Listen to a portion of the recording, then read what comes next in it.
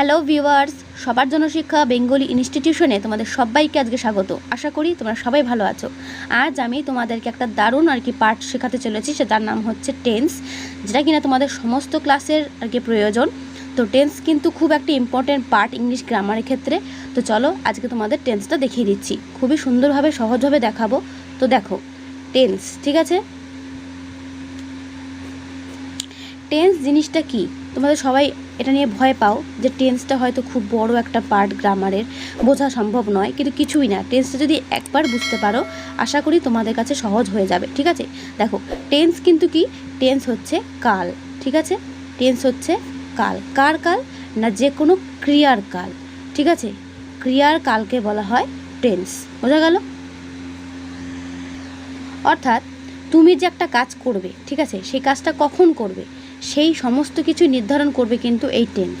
অর্থাৎ তুমি কাজটা এখন করছো নাকি আগের দিন করেছিলে নাকি পরের দিন করবে, সেই সূত্রেই কিন্তু টেন্সের ব্যবহার হয়, ঠিক আছে। আমরা কিন্তু নিজেদের ব্যবহারের সুবিধার্থে, কথা বলার সুবিধার্থে আমরা কিন্তু সবসময় টেন্স ব্যবহার করেই বলি, কিন্তু সেটা যখন আমরা কিন্তু বুঝতে পারি না, কিন্তু সেটাই আজকে আমরা পড়বো, ঠিক আছে। দেখো টেন্স কি, টেন্স হচ্ছে কোনো কাজ বা কোনো ক্রিয়া বিভিন্ন কালে বা বিভিন্ন সময় হতে পারে, এটা তো এক্ষুনি বললাম। তো সেই অনুযায়ী টেন্স হচ্ছে 3 রকম, ঠিক আছে। টেন্স হচ্ছে 3 রকম। আর এটা যদি তোমরা ভালো করে সংজ্ঞা লিখতে পারো যে টেন্স কি, টেন্স হচ্ছে time of action, time of action, ঠিক আছে। টেন্স কি না, টাইম অফ অ্যাকশন। এবার দেখো টেন্স কিন্তু ইংলিশ গ্রামারে 3 রকম হয়, ঠিক আছে। করকম হয়, 3 রকম। আমি জাস্ট বোঝানোর জন্য তোমাদেরকে বলছি, তোমরা শুধু ভালো করে বুঝে নেবে, ঠিক আছে। গ্রামার কখনো মুখস্থ করতে নেই, ব্যাপারটা শুধু জাস্ট বুঝতে হয়। তো তোমরা শুধু বুঝে নাও। দেখো টেন্স 3 রকম। এক হচ্ছে প্রেজেন্ট টেন্স, ঠিক আছে। প্রেজেন্ট টেন্স যাকে বাংলায় বলা হয় বর্তমান কাল, ঠিক আছে, যাকে বলা হয় বর্তমান কাল, ওকে। আর 2 নম্বর হচ্ছে পাস্ট টেন্স। কি টেন্স না, পাস্ট টেন্স যাকে বলা হয় অতীতকাল। অতীতকাল মানে তোমরা জানো যেটা আগের দিন ঘটে যায়। আর 3 নম্বর যেটা, সেটা হচ্ছে ফিউচার টেন্স, ঠিক আছে। ফিউচার টেন্স যাকে বলা হয় ভবিষ্যৎ, ভবিষ্যৎকাল, ওকে। তাহলে দেখো এই যে তোমরা 3 রকম টেন্সের কথা দেখলে, একটা হচ্ছে প্রেজেন্ট টেন্স, 2 নম্বর হচ্ছে পাস্ট টেন্স, 3 নম্বর হচ্ছে ফিউচার টেন্স। এবার বলতে হবে যে প্রেজেন্ট টেন্স জিনিসটা কি। দেখো যে কোনো কাজ যখন আজকে করা বোঝাবে, মানে আজ, ঠিক আছে। বর্তমান কাল মিনস হচ্ছে টুডে, ঠিক আছে। মানে টুডে যখন বোঝাবে সেই অর্থে কিন্তু সেটা কিন্তু প্রেজেন্ট টেন্স নির্ধারিত করবে, ঠিক আছে। এই প্রেজেন্ট টেন্সের অনেক বড় ভাগ আছে, সেটা তোমাদের বিস্তারিত আলোচনায় পরে আসছি। এরপর দেখো পাস্ট টেন্স যেটা আর কি, সেটা হবে ইয়েস্টারডে। সেটা কিন্তু ইয়েস্টারডে মিন্স করবে, মানে ইয়েস্টারডে ঘটনাগুলো যে কোনো ঘটনা সেটা কিন্তু পাস্টে হবে, ঠিক আছে। আর ফিউচারে কি, সেটা হচ্ছে টুমরো। ফিউচারে কি, দেখো ভবিষ্যৎকাল কি ইন্ডিকেট করবে, TOMORROW, টুমরো, ঠিক আছে। তো টুমরো হচ্ছে যেটা কিনা আগামীকাল। তো আগামীকাল অর্থে সেটা হচ্ছে ফিউচার টেন্স বা ভবিষ্যৎকাল, বুঝতে পারলে। তোমাদের পরীক্ষাতে কিন্তু টেন্স সম্পর্কে একটা না একটা কোয়েশ্চেন থাকবেই, বা টেন্স দিয়ে থাকবে, ঠিক আছে। তো টেন্স কিন্তু খুব একটা ভাইটাল পার্ট, তোমাদের কিন্তু সেটা ভালো করে বুঝে নিতেই হবে, ঠিক আছে। তো দেখো প্রেজেন্ট টেন্স যেটা প্রথমে আমরা দেখেছি, সেটা নিয়ে আজকে আমরা প্রথম আলোচনা করব। তো দেখো, আচ্ছা তার আগে একটা এক্সাম্পল দেখে নাও। প্রেজেন্টের ক্ষেত্রে যদি তোমরা বলো আই ডু, মানে হচ্ছে আমি করি। আই ডু কথার মানে কি না, আমি করি, ঠিক আছে। এটা তো নর্মাল একটা সেন্টেন্স। তো এটা যদি তুমি পাস্টে বলো, পাস্টে কি বলবে, আই ডিড, তার মানে কি আমি করেছিলাম, আমি করেছিলাম। দেখো কিভাবে পার্থক্যটা হচ্ছে 3টে টেন্সের ক্ষেত্রে। আর এরপরে কি হবে, আই শ্যাল ডু, এটা হচ্ছে কি আমি করব, আমি করব, বুঝতে পারলে। তাহলে আই ডু মিন্স আমি করি, যেটা কিনা আজকের ঘটনা। আই ডিড মানে আমি করেছিলাম, আগেরকার ঘটনা। আই শ্যাল ডু আমি করব, মানে এখনও করিনি, এটা হচ্ছে ফিউচারের ঘটনা। তাহলে বুঝতে পারলে 3টে সেন্টেন্স দিয়ে তোমরা বুঝে গেলে যে টেন্সের ক্ষেত্রে 3টে পার্টই হয়, প্রেজেন্ট, পাস্ট এবং ফিউচার। এবার চলো আজকে যেটা আমরা বিস্তারিত আলোচনা করব সেটা হচ্ছে প্রেজেন্ট টেন্স সম্পর্কে, ঠিক আছে। প্রেজেন্ট টেন্স সম্পর্কে, ঠিক আছে। তো ব্যাপারটা ভালো করে তোমরা বুঝে নেবে, ঠিক আছে। একটা কথা রিকোয়েস্ট করবো, কেউ কিন্তু ভিডিওটা স্কিপ করবে না, তারা কিন্তু টেন্সের কিছুই বুঝতে পারবে না। সুতরাং মানে ভিডিওটা কিন্তু একদম স্কিপ করো না, ঠিক আছে, শেষ পর্যন্ত দেখার চেষ্টা করো। দেখো প্রেজেন্ট টেন্সটা কি, নর্মালি হচ্ছে সব থেকে প্রেজেন্ট টেন্স সেটা কি না, বর্তমানকালে, সংজ্ঞাটা ভালো করে জেনে নিতে হবে, ঠিক আছে। বর্তমানকালে কোনো কাজ হচ্ছে বোঝালে তাকে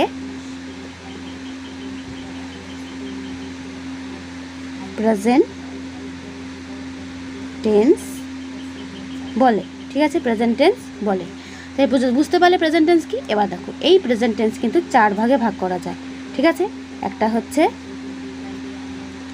ইনডেফিনাইট, 2 নম্বর হচ্ছে কন্টিনিউয়াস। ঠিক আছে, 2 নম্বর কন্টিনিউয়াস, 3 নম্বর হচ্ছে পারফেক্ট, 4 নম্বর হচ্ছে পারফেক্ট কন্টিনিউয়াস।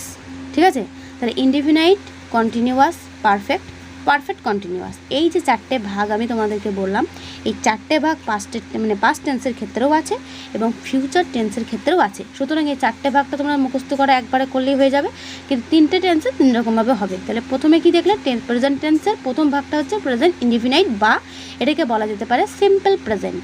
ঠিক আছে, এটাকে বলা যেতে পারে সিম্পল প্রেজেন্ট। দেখো তোমাদের বোঝার জন্য আমি জাস্ট একটু ভালো করে লিখে দিলাম। ঠিক আছে, দেখো কাইন্ড অফ টেন্সে হচ্ছে 3 রকম, প্রেজেন্ট, পাস্ট, ফিউচার। তো তাদের সবারই কিন্তু ভাগ আমি এক্ষুনি বললাম যে 4টে ভাগ হবে সবারই। প্রেজেন্টেরও 4টে ভাগ হবে, এই simple, continuous, perfect, perfect continuous. পাস্টেরও তাই, এই 4টে ভাগ হবে, এবং ফিউচারেরও তাই। ঠিক আছে, বোঝা গেল ব্যাপারটা। এবার চলো প্রথমে আমরা আলোচনা করবো প্রেজেন্ট সিম্পল অথবা সিম্পল ইনডিফিনাইট নিয়ে। ঠিক আছে, মানে সিম্পল প্রেজেন্ট নিয়ে আজকে আমরা ফার্স্ট আলোচনা করব। দেখো সিম্পল প্রেজেন্ট বা প্রেজেন্ট ইনডিফিনাইট কি। ঠিক আছে, এটা হচ্ছে কি বাংলায় বলা হয় সাধারণ বর্তমান। সাধারণ বর্তমান বলা হয় এই টেন্সটিকে। ঠিক আছে, মানে প্রেজেন্ট টেন্সে এই ভাগটাকে বলা হয় সাধারণ বর্তমান। আচ্ছা, এর একটা গঠন আছে, মানে যেটা দেখে তোমরা আর কি বুঝে যেতে পারবে যেটা কি টেন্সে আছে। সেটা হচ্ছে সাবজেক্ট, V1, অবজেক্ট। এই গঠনটা শুধু মাথাতে রাখবে। ঠিক আছে, সেন্টেন্সটা দেখলেই তোমরা বুঝতে পারবে যেটা প্রেজেন্ট ইনডিফিনাইট নাকি প্রেজেন্ট কন্টিনিউয়াস নাকি প্রেজেন্ট পারফেক্ট নাকি প্রেজেন্ট পারফেক্ট কন্টিনিউয়াস। ঠিক আছে, প্রেজেন্ট টেন্স বোঝার উপায় কি না, প্রথমে থাকবে V1। ঠিক আছে, ভার্বের ভি মানে হচ্ছে ভার্ব, ভার্বের 1 মানে হচ্ছে প্রেজেন্ট ফর্ম। ঠিক আছে, তোমরা ভার্বের 3টে রূপ জানো আর কি, পাস্ট, প্রেজেন্ট এবং পাস্ট পার্টিসিপেল। তার মধ্যে V1 যেটাকে বলা হয় প্রেজেন্ট, মানে সেটা হচ্ছে থাকবে এখানে। ঠিক আছে, আর সাবজেক্ট তো বুঝতেই পারছো, বাক্যের কর্তা, আর একটা অবজেক্ট থাকবে। একটা এক্সাম্পল দেখো, একটা এক্সাম্পল যদি আমরা দিই তাহলে প্রথম আমরা এক্সাম্পল দেবো, আই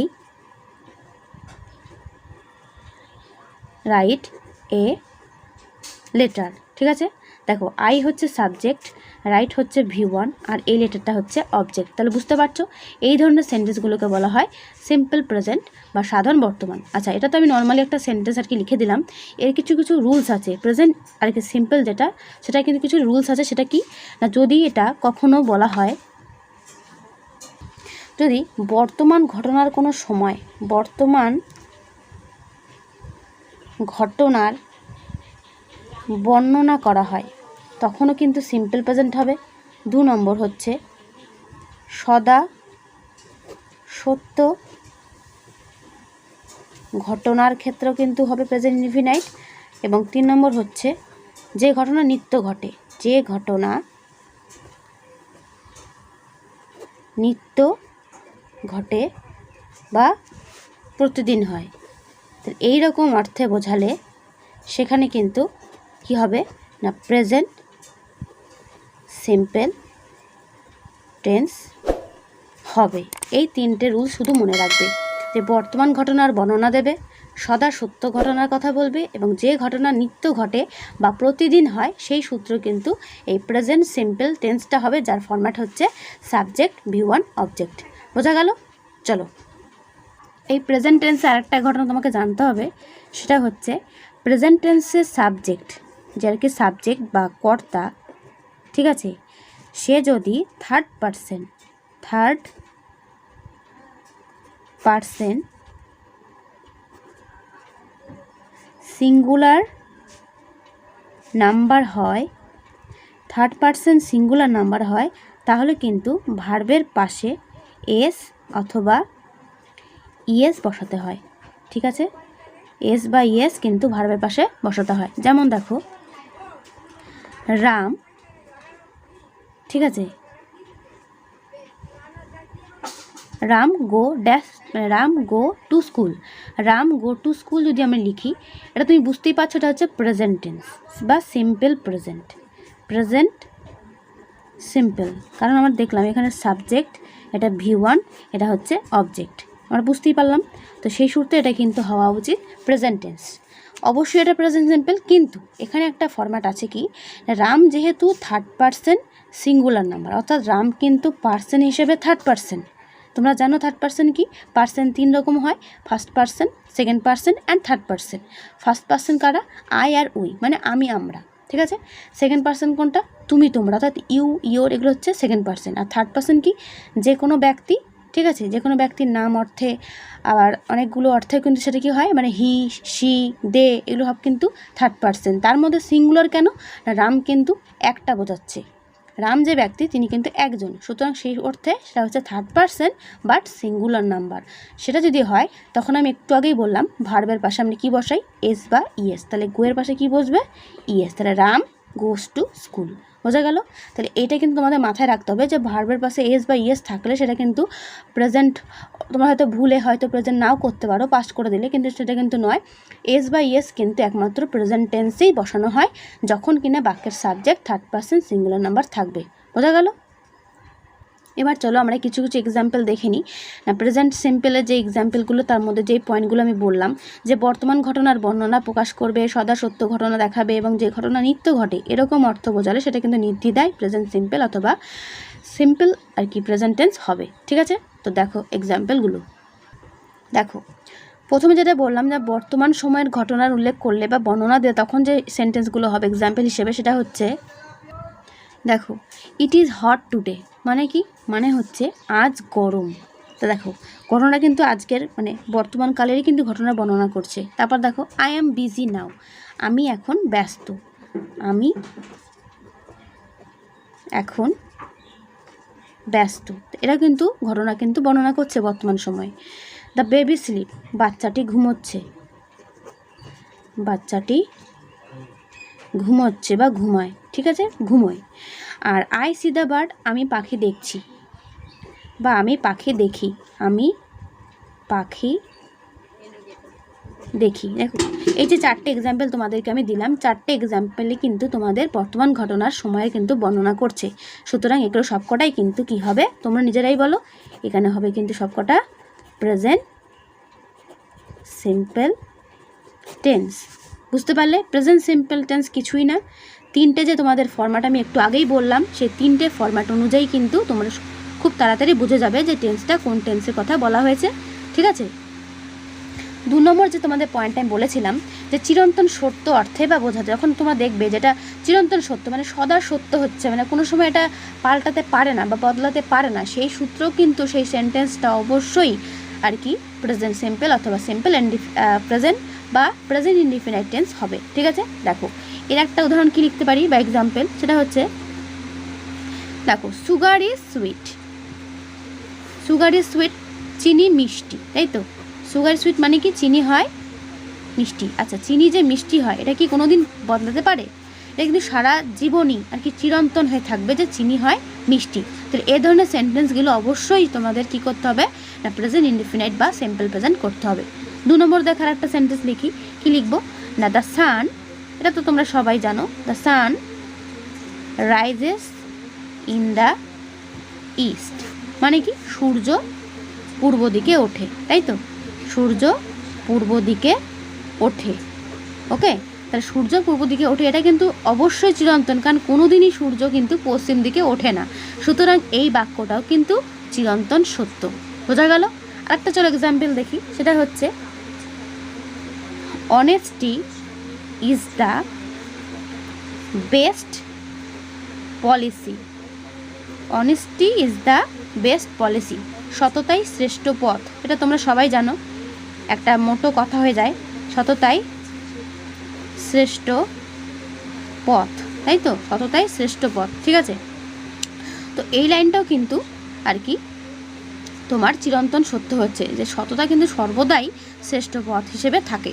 তো দেখতে পাচ্ছ তোমরা যে চিরন্তন সত্য যে কোনো বাক্য কি হচ্ছে না, প্রেজেন্ট সিম্পল বা ইনডিফিনাইট বা প্রেজেন্ট ইনডিফিনাইট হচ্ছে। বোঝা গেল?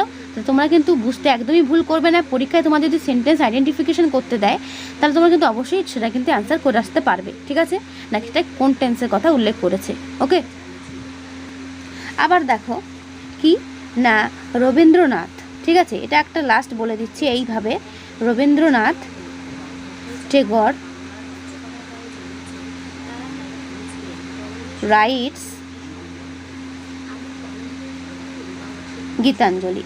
রবীন্দ্রনাথ টেগর কিন্তু গীতাঞ্জলি লিখেছিলেন, এটা কিন্তু বহু পুরনো কথা, কিন্তু তবুও এটা কিন্তু চিরন্তন সত্যের মধ্যে পড়ছে, কারণ তিনি যে গীতাঞ্জলি লিখেছিলেন এটা কিন্তু বদলানোর নয়, ঠিক আছে। তাহলে ঐতিহাসিক ঘটনা অনেক ক্ষেত্রে কিন্তু প্রেজেন্ট ইনডিফিনাইট টেন্স হয়, বোঝা গেল, এটা তোমরা মাথায় রাখবে, ঠিক আছে। তারপর দেখো অভ্যাসগত দিক থেকেও কিন্তু প্রেজেন্ট ইনডিফিনাইট টেন্স হয়। দেখো we walk to school every day, আমরা প্রতিদিন স্কুলে হাঁটতে যাই, ঠিক আছে। We walk to school every day, sorry ভুল হলো, আমরা প্রতিদিন স্কুলে হেঁটে যাই, তাই তো। তা সেক্ষেত্রেও কিন্তু এটা কিন্তু অভ্যাসগত, যেহেতু তোমরা হেঁটে হেঁটে যাচ্ছ। তা বলছে the cow give us milk, গরু আমাদের দুধ দেয়, এটাও কিন্তু অভ্যাসগত, ঠিক আছে। তারপর একটা লিখেছি দেখো I brush my teeth every day, আমি রোজ আমার দাঁত কী করি, ব্রাশ করি, এটাও কিন্তু অভ্যাসগত বোঝাচ্ছে। তাহলে অভ্যাসগত অর্থ কিন্তু বা হ্যাবিচুয়াল দিক থেকেও কিন্তু এটা কিন্তু সিম্পল প্রেজেন্ট বা প্রেজেন্ট ইনডিফিনাইট টেন্স বলছে, বোঝা গেল। তো তোমাদেরকে আমি এখন এই প্রেজেন্ট টেন্সে দুটো সেন্টেন্স দিলাম, তোমরা সেটা বাড়িতে ট্রাই করবে, এটা তোমাদের হোমওয়ার্ক বলতে পারো। কি না রামবাবু প্রতিদিন এখানে আসেন, এটা তোমাকে ট্রান্সলেট করে লিখতে হবে পুরোপুরি প্রেজেন্ট টেন্সের ফরম্যাটে। আর ছেলেগুলো খেলা করছে, এটাও তোমাদের কিন্তু প্রেজেন্ট টেন্সের ফরম্যাটে লিখে দেখাতে হবে, ঠিক আছে। তোমাদের এটা বাড়িতে কাজ রইলো, আমাকে সেটা অ্যান্সার করে আমাকে কমেন্টে জানাবে, ঠিক আছে।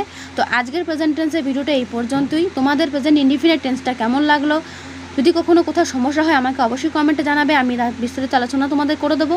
আর আজকের এই ভিডিওটা এখানেই শেষ। তো তোমাদের কেমন লাগলো অবশ্যই আমাকে কমেন্টে জানাবে, ভালো লাগলে বন্ধুদেরকে শেয়ার করবে। আর শেষে যেটা বলবো, যারা যারা এখনও সাবস্ক্রাইব করোনি তাদেরকে সাবস্ক্রাইব করতে বলবো, এবং নেক্সট ভিডিওটা আর কি পাওয়ার জন্য, ঠিক আছে। তো তোমরা সবাই ভালো থেকো।